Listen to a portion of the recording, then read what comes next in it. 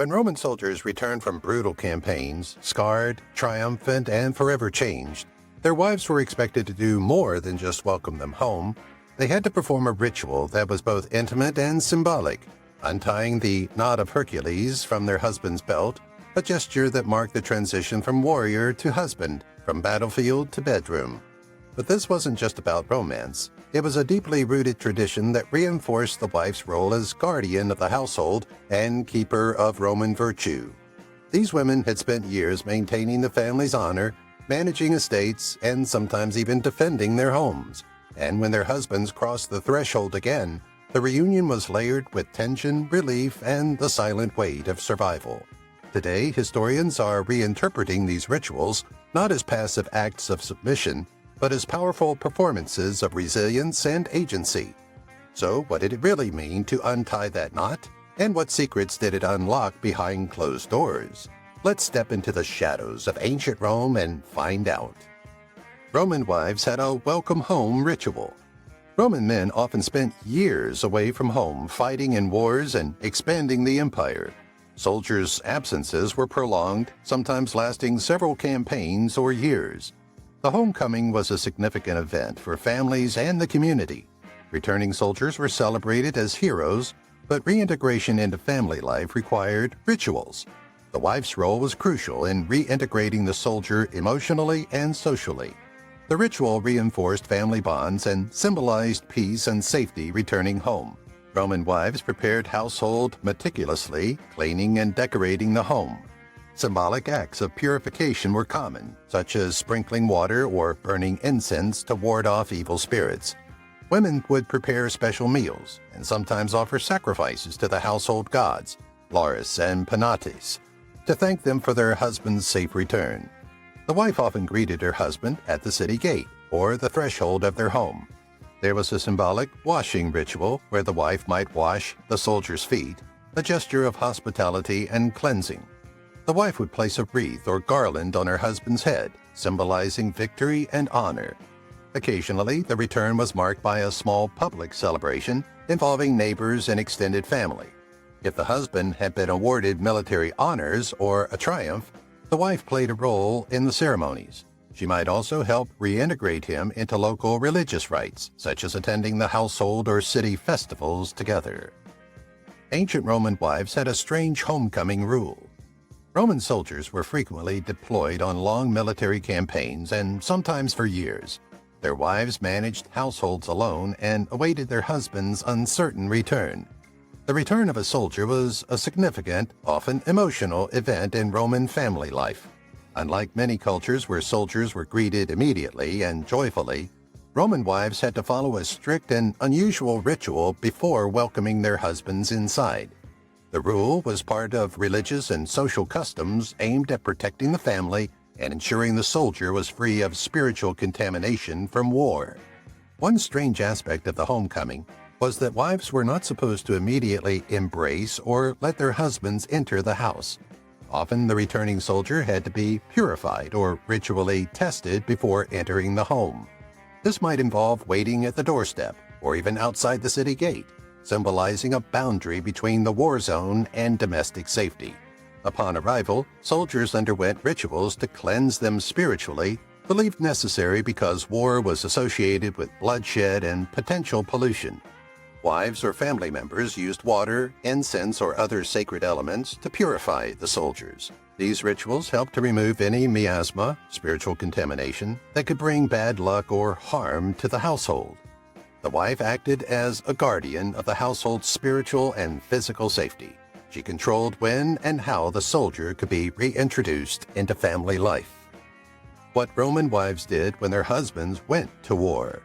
Before a Roman soldier left for war, his wife prepared the household for his absence. She would organize provisions, secure the home, and instruct slaves or family members on household management.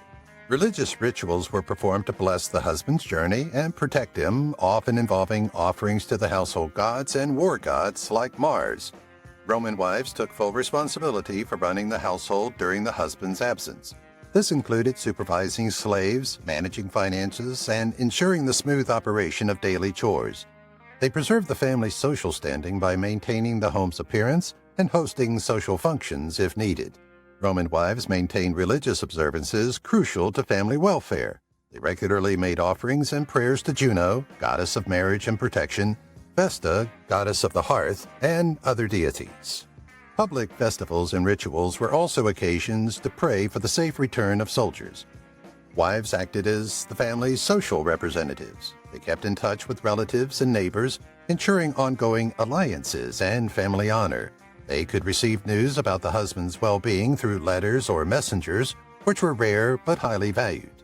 Long military campaigns meant extended separations, often years long. Roman wives endured loneliness, anxiety, and uncertainty. Literary sources describe Roman wives anxiously awaiting their husband's safe return. How Roman wives hosted banquets for politicians. Banquets, convivia, were crucial social and political events in ancient Rome.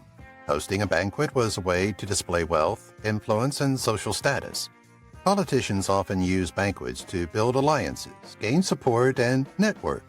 While men were the primary political figures, Roman wives played an essential role in organizing and hosting these events. Women, especially from elite families, were responsible for overseeing household preparations, including banquets. Their involvement reflected the family's prestige and could subtly influence political outcomes. Roman wives supervised the selection of food, drink, and entertainment.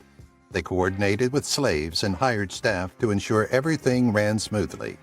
The banquet was an opportunity to demonstrate the family's sophistication, so attention to detail was critical. Fine wines, exotic dishes, and elegant table settings were prepared. During the banquet, wives often welcomed guests and helped maintain the atmosphere. Although Roman women did not usually participate directly in political discussions, their presence and comportment reflected family dignity. They might host or arrange performances by musicians, poets, or dancers to entertain guests. Banquets allowed politicians to converse in a relaxed environment and foster alliances. The wife's hospitality helped facilitate these connections by creating a welcoming and impressive setting. Their role was crucial in managing the social dynamics of the event, ensuring guests felt valued. While elite Roman women had influence through social occasions, they had to balance societal expectations of modesty and decorum. When Roman wives prepared for religious festivals. Ancient Rome was deeply religious, and festivals were central to both public and private life. Roman wives played a vital role in maintaining religious tradition within the household, domus, and sometimes in public cults. Preparing for religious festivals was considered both a sacred duty and a reflection of family honor. Preparation began days or even weeks in advance, depending on the festival.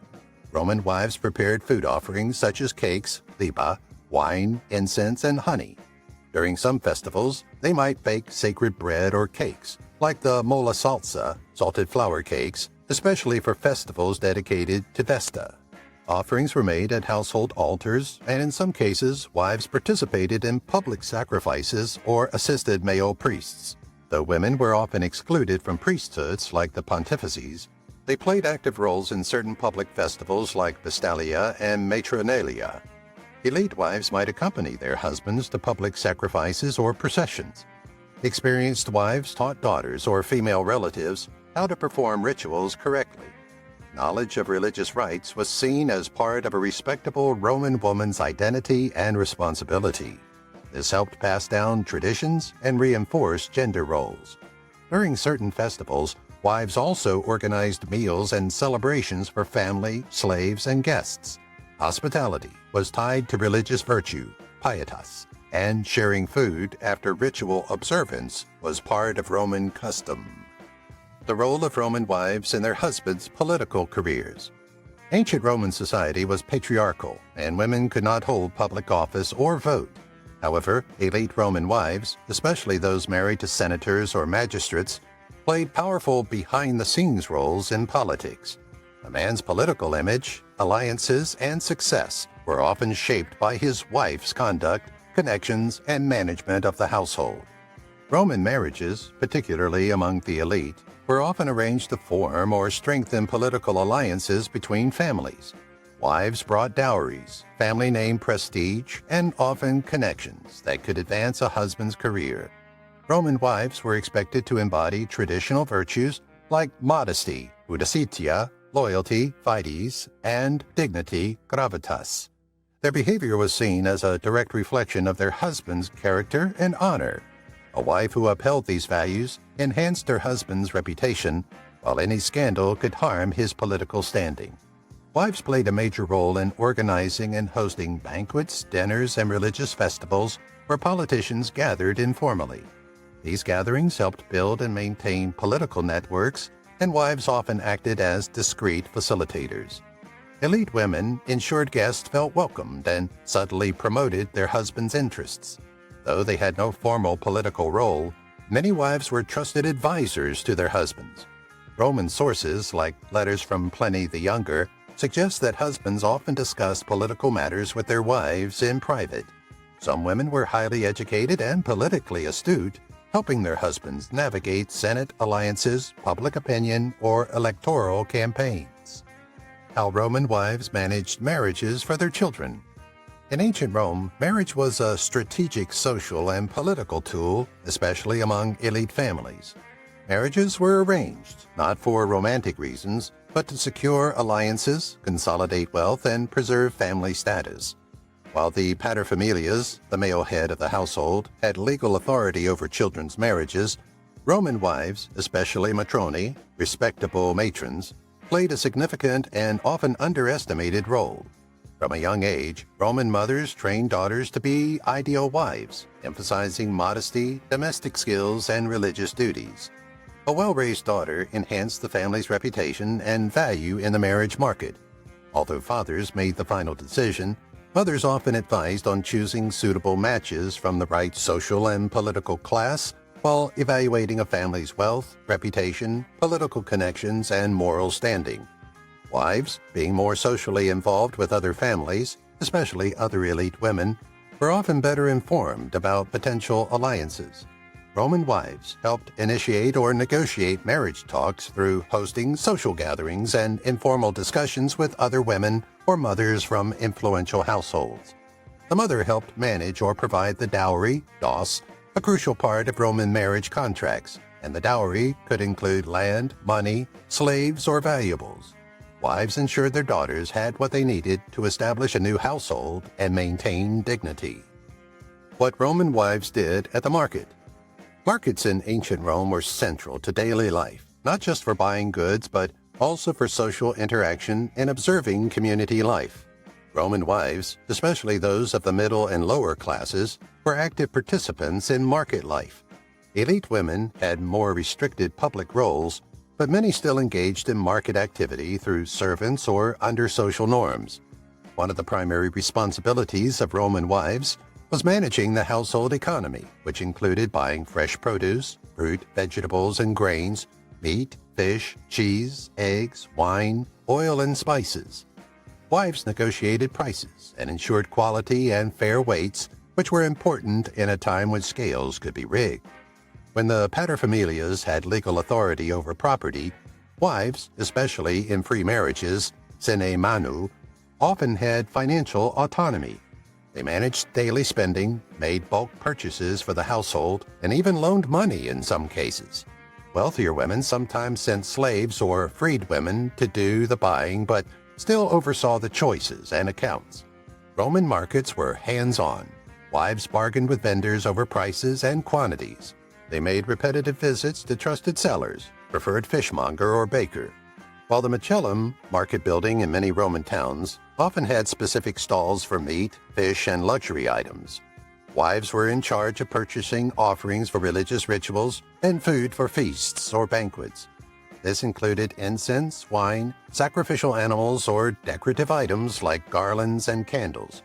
Before major religious festivals, Saturnalia, Vestelia, markets would be crowded with women buying ritual goods. How Roman wives oversaw household slaves. Slavery was central to Roman domestic life, especially in wealthy households. Households often had multiple slaves performing a wide range of duties from cooking and cleaning to tutoring children and managing finances. While the paterfamilias, male head of household, legally owned the slaves, Roman wives, matroni, played a vital and daily role in managing and supervising them. Roman wives organized the work of slaves throughout the home, assigning tasks such as cooking and food preparation to kitchen slaves or coqui. Roman wives typically had authority over the female slaves in the household. These slaves served as maids, attendants, and seamstresses. Wives trained, disciplined, and evaluated the behavior and efficiency of their female slaves. Roman wives often acted as managers of domestic resources, including slaves. They tracked slaves' productivity and allocated materials and food to slaves. They ensured that surplus products could be sold or stored. Young or newly purchased slaves were often trained under the wife's supervision, and elite households educated some slaves to read. Roman wives had the authority to discipline slaves, though legal execution or harsh punishment usually required the husband's approval. Some of the common punishments included verbal reprimands, flogging, confinement, or deprivation. While discipline was not just about work, it also enforced moral behavior, especially for slaves serving close to the wife or her daughters. Wives enforced strict social distinctions between family members and slaves, even trusted ones. While some slaves, like personal attendants or secretaries, could become close to their mistresses, they were still considered property. What Roman wives faced when their husbands were imprisoned. In Republican and Imperial Rome, imprisonment was not a long-term punishment and was usually a temporary measure before trial or execution, a result of political charges. Roman prisons were harsh and humiliating, while the imprisonment caused serious social stigma. For wives, their husbands' imprisonment triggered a series of legal, social, emotional, and economic challenges. Upon arrest or imprisonment, the wife was instantly thrust into crisis, especially if her husband held political office or social rank. She had to protect the family name, guard their assets, and potentially defend his innocence. Roman wives were expected to stand by their husbands, but also preserve dignitas, personal and family honor. Roman law placed husbands at the head of the household, paterfamilias, so his imprisonment could lead to frozen assets or confiscation, debt payment falling on the wife or her dowry, dos, and risk of losing property or slaves. The wife may have needed to hire legal advocates on his behalf, bribe officials, and seek protection from patrons or political allies. Roman wives, especially of the elite class, could appeal publicly or privately for their husband's release by writing petitions to magistrates or emperors and by appearing in court or sending representatives. In some cases, they threw themselves at the feet of the emperor, a real documented gesture of desperation and loyalty.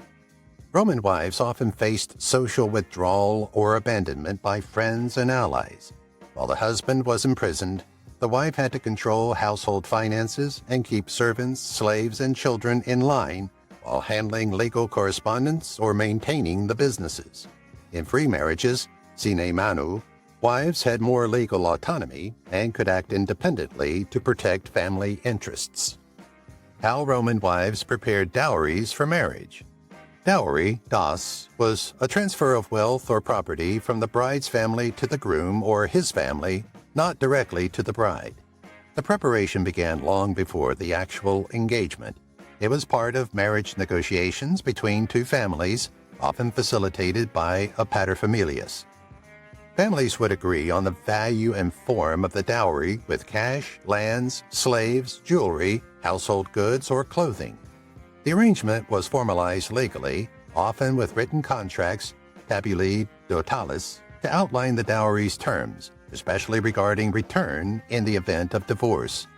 Although the paterfamilias arranged legal matters, Roman women, especially mothers, played an active role in assembling and organizing the dowry. Women selected lines, woven goods, and clothing, often personally crafted or embroidered by their female family members. Their choices reflected the bride's domestic virtues. Jewelry and adornments were included to enhance the bride's social status and to serve as financial security. The bride's mother or older female relatives might include personal heirlooms and items passed down through generations, symbolizing familial continuity. Slaves, servi, were sometimes included, particularly female attendants for the bride. The dowry's monetary component was carefully accounted for, often listed in a dowry inventory. In elite families, large dowries could include land or income-generating estates, while legal safeguards were included in the dowry contract to protect the women's family contribution in case of widowhood or divorce. Roman law, especially under Augustus's reforms, allowed women certain protections and the right to claim back dowries under some conditions. When Roman families celebrated victories, the wives' role. News of military victory, especially involving a husband, son, or male relative, often arrived via messengers, letters, or official proclamations. Wives and mothers would gather at temples, markets, or public spaces to await news and updates. If the victory was significant, a triumph was being considered. Rumors and early celebration would start even before the army returned. Upon confirmation of victory or safe return, women initiated rituals of thanksgiving in the home. They made offerings to household gods, Laris, Penatus, and public deities such as Juno, Vesta, and Victoria. Wives and mothers might lead the family in lighting lamps with burning incense or placing wreaths around household altars. Wives took charge of cleaning, decorating, and preparing the home for the celebration. Laurel branches, symbolizing victory, flowers and festive fabrics were used to adorn doors and altars. Women supervised the preparation of banquets with slaves or did some of the cooking themselves, especially in modest homes. Women supervised the preparation of banquets, coordinating with slaves or doing some of the cooking themselves, especially in modest homes. Special foods, wine and cakes were prepared, and in many families, wives would go out to meet returning husbands, often at the city gate or just outside the home. This mirrored the triumphal processions on a smaller and private scale. The wife might place a wreath or crown of laurel on her husband's head, lead him to the household altar to give thanks for his safe return. Children were often dressed festively and presented to their father as part of an emotional reunion.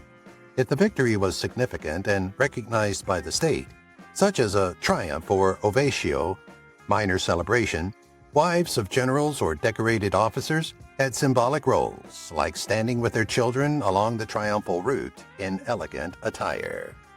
The duty of Roman wives in raising future soldiers. Roman society deeply valued military service and civic duty, and mothers played a crucial role in transmitting these ideals from birth. Wives, especially in elite and citizen families, were expected to raise sons with a sense of virtus, manly virtue, which included bravery, endurance, and loyalty to Rome. Roman authors like Cicero, Livy, and Valerius Maximus praised mothers who instilled these values, often using historical figures like Cornelia, mother of the Gracchi, as ideal models. From infancy, Roman wives oversaw nurturing physical strength through diet, exposure to the elements, and limited pampering, especially for boys, teaching self-control and endurance through controlled discipline, emphasizing obedience, modesty, pudicitia, and decorum even in young boys as preparation for military and public life. Mothers personally taught or supervised the basic moral education of their sons before tutors or school took over. Roman wives introduced sons to stories of heroic ancestors, legendary Roman generals, and patriotic martyrs. They used oral storytelling, family history, and Roman myths to instill ideals of service and sacrifice. Boys were taught the importance of pietas, duty to family and God, fides, loyalty, and gloria, honor earned through action. Wives, especially of the equestrian and senatorial class, ensured their sons were familiar with Roman history, religion, and law, laying the intellectual foundation for leadership and command. While physical training was mainly the father's or tutor's responsibility, mothers encouraged outdoor play, including swimming and mock battles. Sometimes they monitored gladiatorial games or military parades. How Roman wives educated their daughters. Education began within the household under the direct supervision of the mother, domina. Roman wives were responsible for the initial moral and behavioral formation of their daughters, like teaching basic language, Latin, through speaking and recitation. instilling core Roman values such as purification, modesty, obedience to family and gods, and pietas, filial and religious duty. Daughters were taught basic hygiene, manners, and religious behavior, especially participation in household cults, lares and panadas.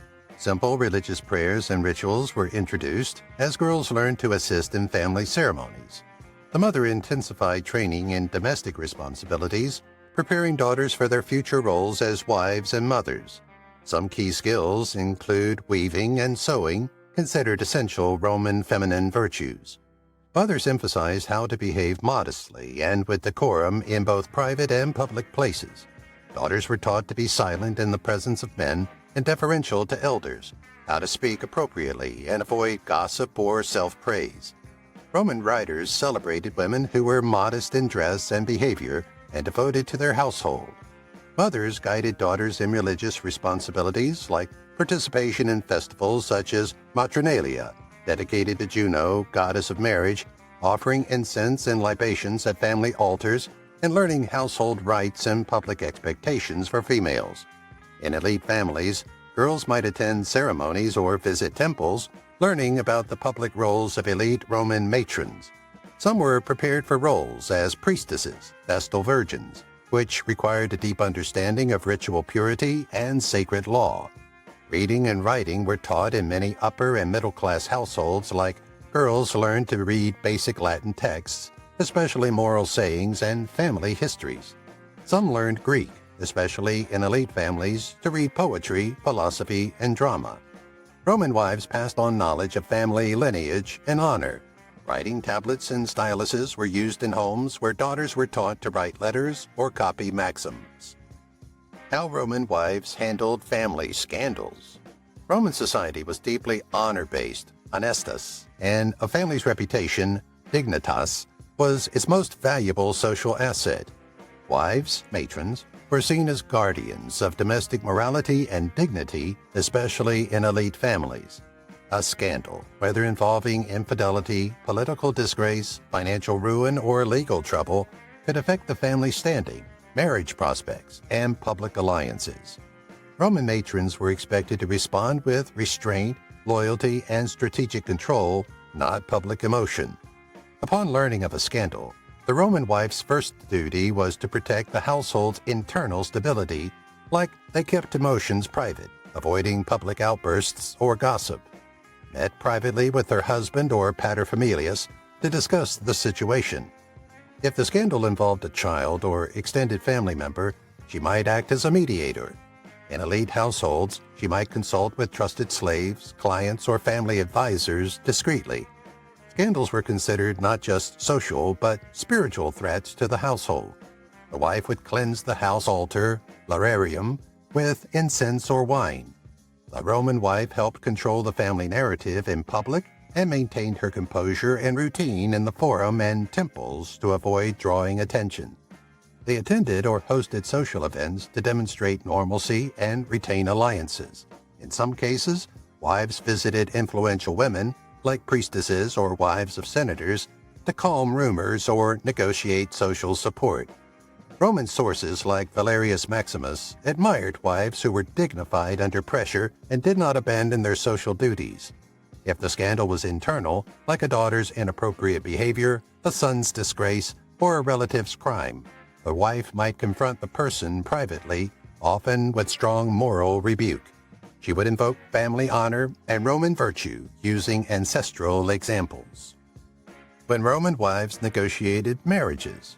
In Roman society, marriage, matrimonium, was primarily a social, political, and economic alliance, especially among the elite. While fathers, paterfamilias, had legal control over marriage arrangements, wives played a crucial advisory and negotiating role. Roman matroni, married women, were key players in evaluating potential matches, preserving family reputation, and ensuring the stability of alliances. Their influence was strongest in aristocratic or equestrian families, where marriages impacted public life and lineage. Mothers began thinking about potential matches as daughters approached puberty, typically aged 12 to 14. Wives helped determine appropriate matches based on family status, mobilitas, and political connections, moral character and reputation, dowry expectations, and wealth compatibility. Elite Roman wives would network with other matroni, gathering information about eligible bachelors and their families. Wives conducted informal investigations to assess a young man's reputation, education, and family history. His political prospects, especially if the family was senatorial or equestrian, and potential in-laws' social standing and religious observances. Formal negotiations between families were typically handled by the male heads of households, but wives provided key input behind the scenes and helped frame the proposal and expectations while influencing the timing and terms of agreement. Roman wives could recommend or reject suitors based on family goals or personal knowledge, especially regarding the character of the groom. Roman wives often organized or helped calculate the dowry, ensuring it aligned with the status of the groom's family. They made sure the dowry protected the daughter in case of divorce or widowhood. How Roman wives cared for sick husbands. Roman wives were expected to monitor the health of their household, especially their husbands. Upon signs of illness with fever, fatigue, injury, or emotional distress, the wife would adjust household duties to prioritize her husband's care. They would notify physicians, medics, if available, particularly in elite homes, and take on the roles of primary caregiver, especially in lower-class families where physicians were unaffordable. Roman moral philosophy, especially Stoic ideals, praised women for their loyalty and courage during a husband's illness. Wives oversaw or personally provided food preparation tailored to the illness, like broths, wine mixed with herbs, and barley water. In wealthy homes, wives arranged for private physicians or Greek medics to examine and treat the husband. They ensured prescriptions were followed, herbal concoctions, and diet changes, sometimes coordinated with pharmacopoeitas, drug sellers, for access to medicaments and rare ingredients. In modest households, wives relied on traditional Roman folk remedies passed down through female relatives. Illness was often linked to divine displeasure or unclean spiritual forces. Roman wives made votive offerings to healing gods like Aesculapius, god of healing, Salus, goddess of health, and Apollo. Wives were expected to uphold their husband's morale and dignity during their illness and stayed by their husband's bedside, sometimes for weeks. Roman writers like Pliny the Younger and Valerius Maximus praised wives who refused to leave their husband's side or care duties, even during plagues or long illnesses. Roman wives' roles during public festivals. Roman wives, matroni, were actively prepared in preparing the household for upcoming religious or public festivals. Their preparations included cleaning the home and shrine, lararium, to honor household gods, setting aside offerings such as incense, garlands, and baked goods while teaching daughters and young slaves correct ritual behavior, songs, or prayers. In elite families, wives helped prepare banquets and religious sacrifices, often coordinating with household staff or priests. Roman wives took part in public processions, sacrifices, and temple visits, depending on the festival, and carried ritual items like incense burners, garlands, or votive offerings. Sometimes they led their daughters or female slaves, forming part of the ritual entourage. They participated in rituals either publicly or semi-publicly within the family courtyard or domus. For some festivals, wives were expected to abstain from certain activities to maintain ritual purity. Roman wives had key roles in festivals reserved for or focused on women, like matronalia. During festivals, Roman wives also carried out private domestic rituals like decorating the lararium, household shrine, with laurel or olive branches and burning incense, herbs, or perfumed oil as offerings. Roman wives made small sacrifices of cake, libum, wine, or fruit to family gods, Lares Panatus. After religious rites, Roman wives hosted or attended celebratory feast, cene, with family or friends, and made sure the meal aligned with religious customs, with certain meals or drinks permitted only on specific festivals. What Roman wives cooked for traditional feasts. In Roman society, wives were responsible for managing the kitchen, culina, and supervising the preparation of traditional meals. Even in elite households with cooks, coqui, and slaves, wives selected menus for feasts and festivals.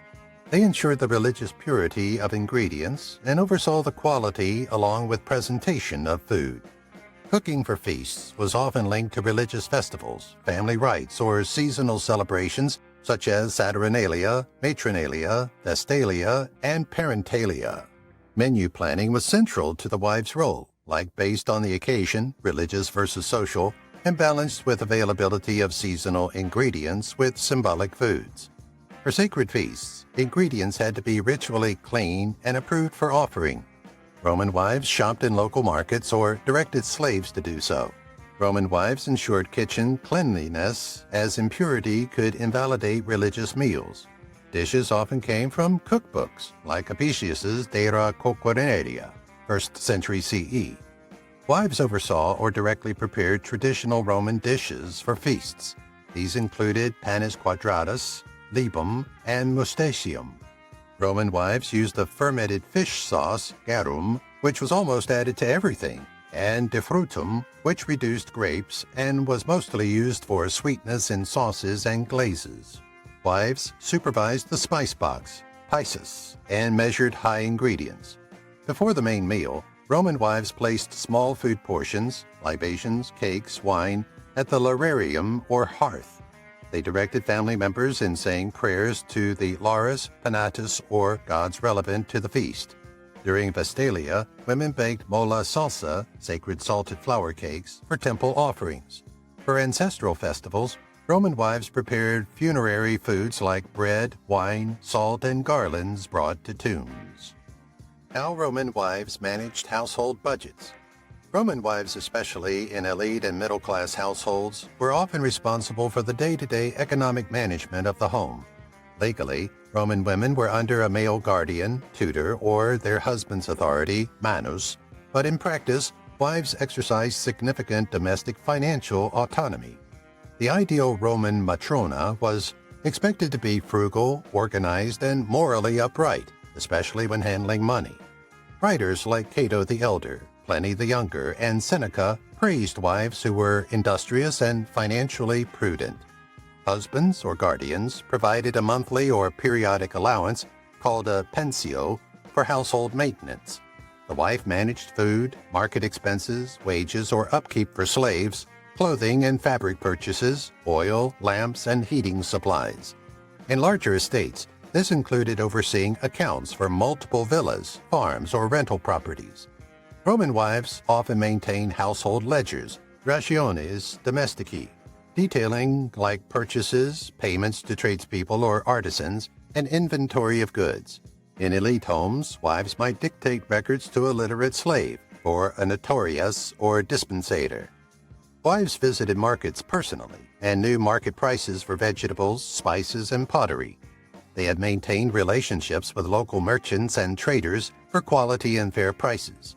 In rural households, they coordinated the use and storage of produce from the estate, grain, olives, wines, etc.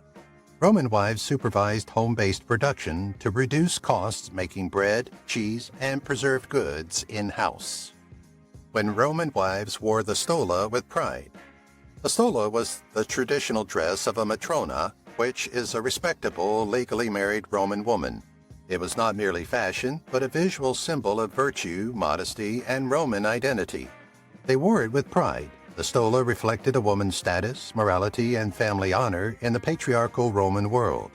Only freeborn, married Roman women were entitled to wear the stola. It was a long, sleeveless garment worn over a tunic made from linen, wool, or silk, depending on the woman's wealth, often gathered at the waist with a belt, cingulum. The stola represented the ideals of Roman womanhood, pudicitia, chastity, modesty, fides, faithfulness, and pietas, duty. To wear the stola meant one was a woman of moral standing, loyal to her husband, and devoted to the household gods, Lares and Penatus. The phrase, stola matronalis, came to mean a badge of honor among Roman matrons. Roman wives were expected to be guardians of the home while their husbands pursued politics, war, or business. Wearing the stola in daily life signified pride in managing the domus, household, upholding family lineage and legacy. While the men were away on military campaigns, Roman wives maintained their role as moral and legal pillars of the household. wearing the stola during this time symbolized loyalty in absence and strength in the face of uncertainty. Roman matrons wearing the stola participated in public festivals like Matronalia, March 1st, celebrating women and motherhood. Religious rituals honoring Juno, goddess of marriage, Vesta, goddess of the hearts, and other domestic deities. Their stolas signaled their rightful role as participants in civic religion and public life. Roman wives leading religious offerings. Religion in ancient Rome was deeply intertwined with everyday life, politics, family, and identity. Roman religion wasn't about personal faith, but about correct ritual performance, orthopraxy, to maintain harmony between gods and humans, pax deorum. While much of Roman public life was dominated by men, Roman wives and women had vital roles, particularly in domestic and religious rites. A matrona, married Roman woman, is expected to uphold domestic piety, pietas, which included offering prayers and sacrifices to household gods and maintaining the hearth, a sacred space where daily offerings occurred. Her moral purity and virtue made her a fitting intermediary between the home and the divine. Roman wives often led or assisted in daily rituals at home, like lighting the sacred hearth fire and keeping it burning, and pouring libations, wine, honey, and milk, to the lares and penates. These acts reinforced the women's central role as protector of the home's spiritual well-being. Roman women, especially wives and mothers, led or participated in family-focused religious events like Dies Lutriscas, naming ceremony for newborns, as mothers played a key role in offerings and prayers for the child's protection, weddings and anniversaries, where wives offered sacrifices to Juno, and Saturnalia and Matronalia, where women led or participated in rituals celebrating domestic harmony and female virtue. These events often included sacrificing incense or animals, small ones like pigs or doves, and wearing ritual dress, such as the stola and palla, to signify their status and reverence. Upper-class Roman wives could have semi-public religious functions, especially in aristocratic or priestly families. How Roman wives celebrated their children coming of age. In Roman society, coming of age marked a child's formal transition into adult civic and social life. For boys, this typically happened around the age of 14 to 17 and was called the toga virilis ceremony. For girls, the moment was tied to marriage, which could happen as early as 12 to 14 years old. Roman mothers played a central role, emotionally, symbolically, and ritually, in celebrating this transition. A Roman wife was responsible for nurturing children in their early moral and religious education, pietas, disciplinae, modestia. She guided both sons and daughters toward Roman ideals of adulthood, like duty, virtue, loyalty to family and state. When a child came of age, it was seen as a reflection of her success as a mother. For sons, the toga virilis ceremony is held typically in March, often during the festival of Liberalia, March 17th, marking the boy's move from youth, puer, to manhood, iuvenis. The boy dedicated his bola, a protective amulet worn since infancy, to the household gods or to Lares. The family, especially the mother, helped prepare and dress the boy for the ceremony. After the public ceremony, families held a private banquet of a family feast at home. The mother took charge of organizing the food, rituals, and hospitality, making it a moment of family pride. Roman girls didn't have a formal public ceremony like boys, but their transition to adulthood was marked by marriage. Girls married young, and the wedding itself functioned as their initiation into adult womanhood. The mother taught her daughter how to be a wife and matron, including household management, modesty, and religious duties. On the wedding day, the mother helped dress the bride in tunica recta, woven in a single piece, and the flammeum, orange bridal veil. The mother may have led pre-wedding rituals, including offerings to Juno Pranuba, protector of marriage, and Hera or Dinah, goddesses associated with transition in women's lives. What Roman wives did to resolve family conflicts. The Roman family, familia, was the foundation of Roman society, with both a private union and a political symbol. The paterfamilias, male head of household, had legal authority. but his wife, Materfamilias, held moral, emotional, and domestic power. Conflict within families, whether between spouses, children, or extended kin, was seen not just as personal strife, but as a threat to family honor and public reputation. Roman wives were expected to be peacemakers, negotiators, and moral anchors. The Roman wife was viewed as a guardian of household order, concordia. She was expected to promote unity between generations, especially father and son, and manage relationships with in-laws and extended kin, model and enforce virtues like moderation, temperantia, duty, and fidelity. She acted as a bridge between emotional tensions and legal authority. While the husband had legal dominance, Roman wives had informal ways of resolving conflicts, like withdrawing from arguments to signal disapproval without confrontation and consulting a trusted elder or family member to mediate. Fathers could be strict or authoritarian, particularly with sons researching adolescence or adulthood. Mothers helped soften punishments or translate expectations in more nurturing ways, and she also helped in calming tensions if the son questioned authority or sought independence. Roman marriages were often alliances between powerful families, so conflict with in-laws had broader consequences, while wives took on the role of diplomat and hostess, smoothing over disputes at family gatherings, and peace broker, especially in disputes over inheritance, dowries, or obligations. Roman wives used religion to heal rifts, like organizing household rituals, offering to Lares Panatas or Vesta, as moments of reconnection. The spinning and weaving room, lanificum, wasn't just about making cloth, and it was a center of female communication and mediation. Wives often hosted informal family discussions here, like counseling daughters-in-law or slaves, and discussed family matters in a private, controlled environment. The influence of Roman wives in public office affairs.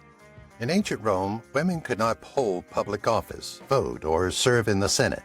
Despite these legal limitations, Roman wives, especially those from elite and senatorial families, exercised considerable influence in public affairs through marriage alliances, behind-the-scenes counsel, social networks, and religious and symbolic authority. Roman society valued virtue, virtus, loyalty, fides, and modesty, pudicitia, in women, but paradoxically, many powerful wives influenced state decisions and imperial policies. Roman politics was deeply intertwined with family dynasties. Wives were often political pawns in arranged marriages, but over time, many became strategic partners. Roman wives connected major political factions through their fathers, brothers, sons, and husbands. A clever, well-respected wife could advocate for or against political actions by persuading her husband privately, hosting influential gatherings, and supporting one heir or faction over another in the family rivalries. Wives of magistrates, senators, and generals often acted as trusted confidants. Many men sought their wives' opinions on election campaigns, legal disputes, and foreign policy and provincial administration. Wives helped craft public image, advised on alliances and enmities, and mediated disputes between patrons and clients. Roman wives could not serve as magistrates, but they held significant religious authority like Vestal virgins, had immense moral power, and could intervene in legal and political matters. Elite matrons sometimes led public religious ceremonies. Empresses and aristocratic women were often seen as symbols of Roman values, giving them public authority through ritual representation. Elite Roman wives often hosted salons and banquets where politicians, poets, generals, and philosophers gathered.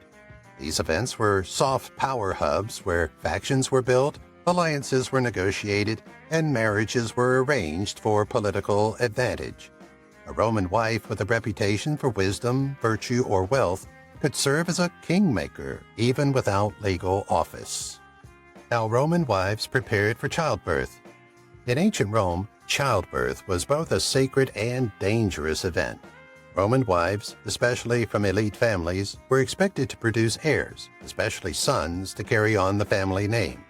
With high maternal and infant mortality rates, preparation for childbirth was as much about spiritual readiness as it was about physical care. Pregnancy was often detected by missed menstruation, fatigue, or traditional signs, some mythical, some observational. Once a wife knew she was pregnant, preparations began immediately, like she reduced social activity and physical labor while increasing attention to diet, sleep, and spiritual health. Women turned to midwives, obstetresses, early on for advice and ongoing care. Roman midwives were trained women who gave advice on diet, exercise, and herbal remedies. They monitored the fetus's movement and the mother's health. Some midwives were highly skilled, as seen in the writings of Cyrannus of Ephesus, a 2nd century Roman physician who wrote extensively on obstetrics. Roman wives consumed or applied herbal remedies to prepare the body. Due to high risks of death in childbirth, Roman wives often prepared for the worst, as some wrote wills or gave final instructions to household staff. Others made dedications to deities for safe delivery, while death in childbirth was sometimes romanticized as a noble sacrifice for family and Rome. If the birth was successful, then the child was placed on the ground before the father, who lifted the baby to signal acceptance into the family, dolore liberum, and naming ceremony, dies lutricas, followed about 8 to 9 days later. The mother underwent ritual purification, especially before returning to religious or public life. When Roman wives hosted important guests. In ancient Rome, hospitality was more than kindness, as it was a pillar of social and political life. Hosting important guests was not just about comfort, but about influence, diplomacy, and honor. While men conducted formal politics, Roman wives played a key role in managing the domestic and social atmosphere during these visits. The mater familias, wife and female head of household, oversaw the domus and directed household affairs. She was expected to maintain the dignity, order, and hospitality of the home. When important guests were expected, magistrates, senators, generals, or patrons, the homes were cleaned, decorated, and arranged to display wealth and taste. The wife helped plan menus, seating arrangements, and entertainment. Valuable family heirlooms or status symbols, art, silverware, textiles, were displayed strategically. The cena, or formal dinner, was a major social and political event. While the paterfamilias sat at the center of discussion, the wife managed timing, flow, and ambiance. Sometimes the wives appeared during dinner, especially if other elite women were present.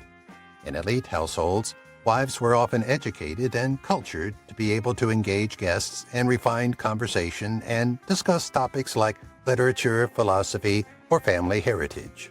This elevated the event beyond food as it became a display of Roman values and sophistication. Hosting was often politically motivated, a chance to strengthen alliances, influence decisions or favors, or promote a husband's political career or a son's candidacy. Roman wives could subtly speak to a guest's wife or family in advance.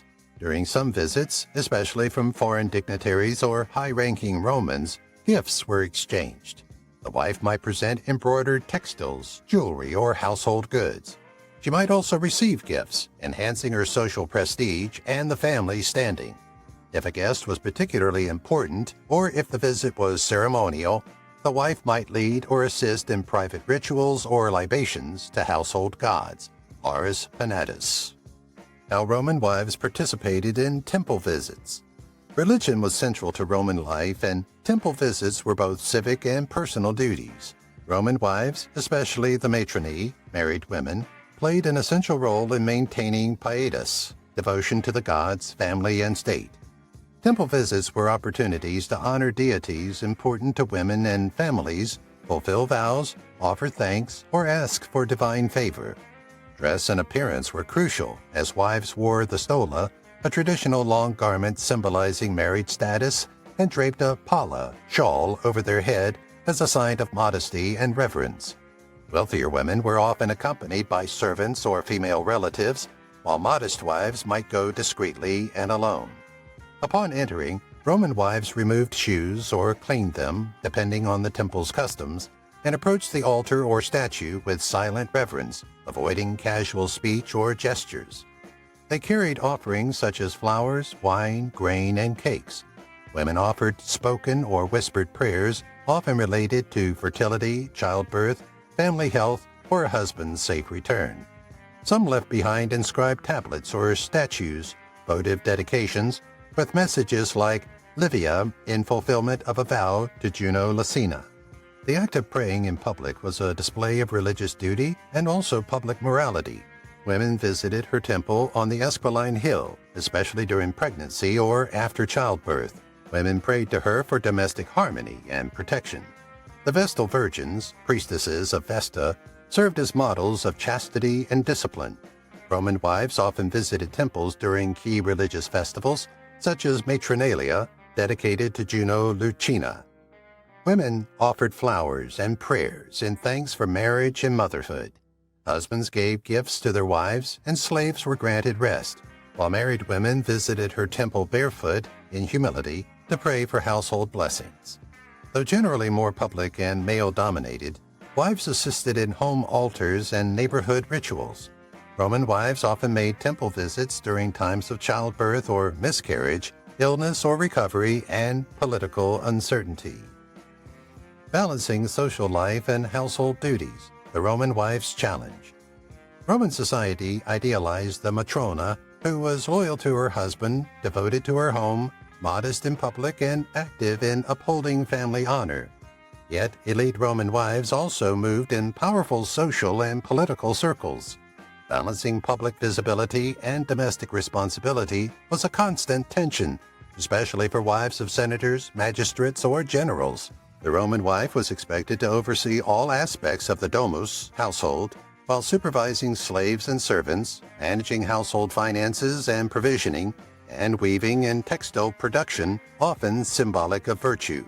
A wife's conduct reflected directly on her husband's dignitas, public reputation. She was seen as the keeper of tradition and family values. Even when she moved in social spaces, she had to present herself as a modest, faithful, and serious person. Despite expectations of modesty, elite Roman wives were active social figures. They hosted and attended banquets, cene, and private salons. A wife often helped advance her husband's or son's career by hosting clients and allies, facilitating introductions, and strategic marriages. She had to be visible enough to influence, but never so visible as to be accused of impropriety or ambition. Weaving was more than a chore, as it was a cultural symbol of female virtue. Wives used the lanoceum, weaving room, as a place of labor, conversation, and instruction. Even powerful women like Livia Drusilla were praised for keeping up this tradition. Elite Roman wives were often well-educated in literature, philosophy, rhetoric, genealogy, law, and etiquette. This made them valuable partners in intellectual and political discourse, especially in hosting duties and mentoring children. How Roman wives supported husbands facing legal trouble. In ancient Rome, legal charges, especially against elite men, were not just private crises, but public spectacles that could destroy reputation, career, and family honor. Roman wives played a crucial role in supporting, defending, and sometimes even rescuing their husbands during legal turmoil. While barred from speaking in court, their moral authority and emotional presence could deeply influence public and judicial opinion. Legal issues Roman men could face included political charges like bribery, treason, aestes, electoral misconduct, and criminal accusations. Trials were often highly public, and proceedings were shaped by social status, rhetoric, and public sentiment, not just legal facts. Roman matrons were expected to stand by their husbands in adversity, reflecting fides, loyalty, pietas, duty, and constantia, moral strength. Abandoning a husband in legal trouble could lead to family disgrace. Supporting him, however, could preserve family honor and rally allies and clients. Roman wives often appeared with their husbands at the forum or law courts, dressed in mourning or modest attire. Their physical presence signaled emotional and familiar solidarity and could move judges and jurors emotionally while acting as a silent testimony to her husband's character. Roman wives sometimes took dramatic steps to defend their husbands, like begging in public and wearing mourning clothes. Through not acting on behalf of a husband, She famously delivered a public speech defending Roman women from unfair taxation, demonstrating women's capacity for persuasive public support in legal contexts. Though barred from legal office, some wives advised their husbands on strategy, rhetoric, and reputation management. While her husband faced court, the wife ensured the home remained orderly and honorable. If acquitted, the wife often received public praise for her loyalty, enhancing her family's moral standing. She might help rebuild her husband's career using social networks and strategic hosting. If convicted or exiled, some wives chose to follow their husbands into exile. They preserved family assets, raised children, and kept alive their husband's legacy in hopes of a future return. If you've watched the video till here, that means you've enjoyed the video. Subscribe. Don't forget to turn on the notifications bell icon